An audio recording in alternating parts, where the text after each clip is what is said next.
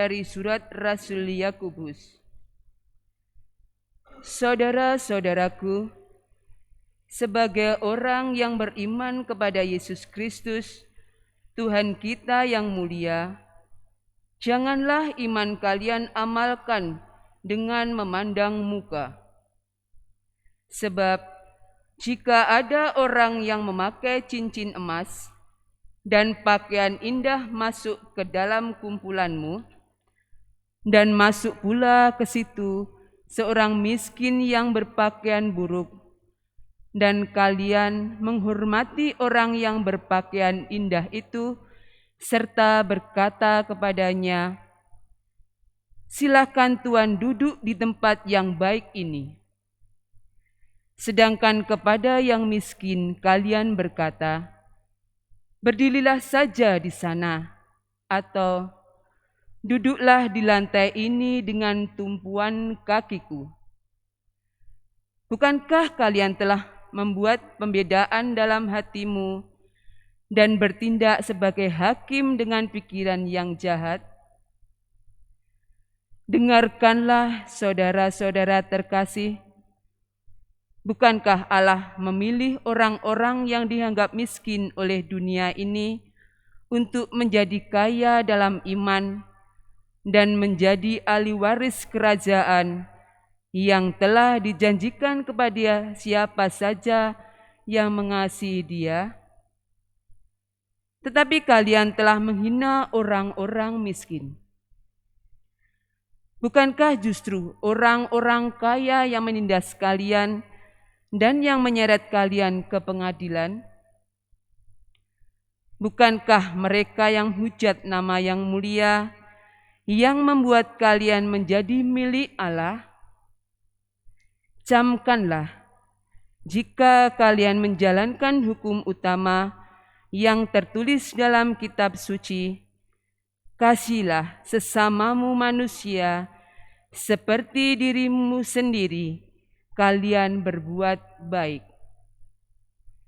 Tetapi jika kalian memandang muka, kalian berbuat dosa, dan oleh hukum itu menjadi nyata bahwa kalian melakukan pelanggaran. Demikianlah sabda Tuhan. Mazmur tanggapan, orang tertindas berseru dan Tuhan mendengarkannya.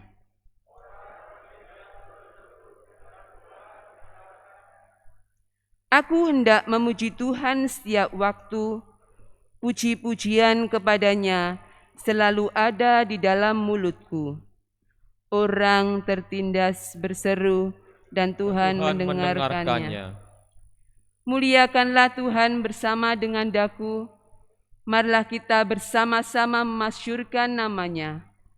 Aku telah mencari Tuhan, lalu Ia menjawab aku dan melepaskan daku dari segala ketentaranku.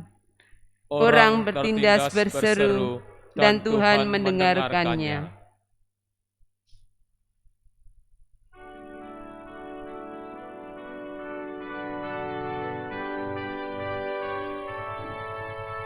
Haleluya,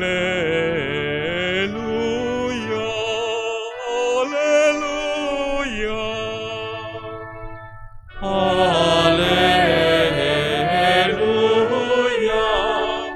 haleluya. Sabdamu ya Tuhan adalah roh dan kehidupan. Padamulah sabda kehidupan kekal.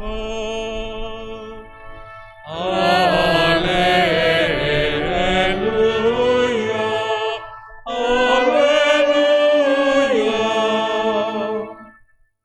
Tuhan bersamamu Dan bersama rohmu. Inilah Injil suci menurut Markus. Dimuliakanlah Tuhan.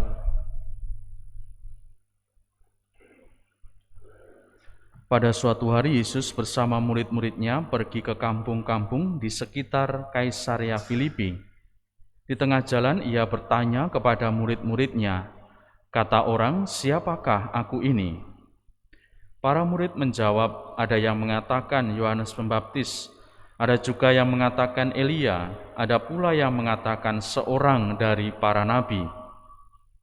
Yesus bertanya lagi kepada mereka, tetapi menurut kamu, siapakah aku ini? Maka Petrus menjawab, engkaulah Mesias. Dan Yesus melarang mereka dengan keras supaya jangan memberitahukan kepada siapapun tentang Dia.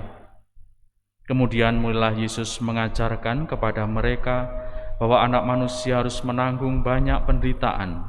Ia akan ditolak oleh para tua-tua, imam-imam kepala dan ahli-ahli Taurat, lalu dibunuh dan dibangkitkan sesudah 3 hari. Hal ini dikatakannya dengan terus terang. Tetapi Petrus menarik Yesus ke samping dan menegurnya. Maka berpalinglah Yesus dan sambil memandang murid-muridnya, ia memarahi Petrus, katanya, enyahlah iblis, sebab engkau bukan memikirkan apa yang dipikirkan Allah, melainkan apa yang dipikirkan manusia. Demikianlah sabda Tuhan. Terpujilah Kristus.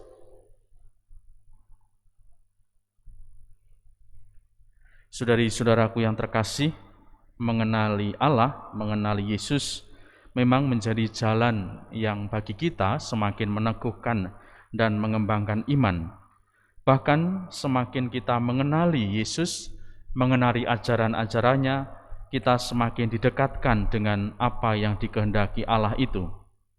Namun ternyata pengenalan atau pemahaman, bahkan pengertian kita akan Allah sendiri, akan ajaran-ajarannya tentu bukan sesuatu yang gampang.